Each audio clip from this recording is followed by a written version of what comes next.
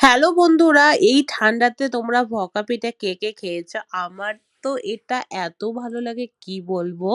মা যেহেতু বাড়িতে আছে তাই মাকে বলেছিলাম। মা তো এটা খুব দারুণভাবে বানায়। এই পিঠাটা আমি অ্যাকচুয়ালি বানাতে পারি না। কিন্তু আমি ছোটবেলায় যখন আমরা সকালবেলা না মানে বিকালের দিকে যে টিউশন পড়ে বাড়িতে ফিরতাম, তখন রাস্তার ধারে এগুলো পিঠা বিক্রি করতো। মানে আমি তখন মানে কি বলবো, আমি obviously টাকা নিয়ে যেতাম একটু আধটু, তো আমি প্যাক করিয়ে নিয়ে আসতাম। এটা আমার এত প্রিয় কি বলবো।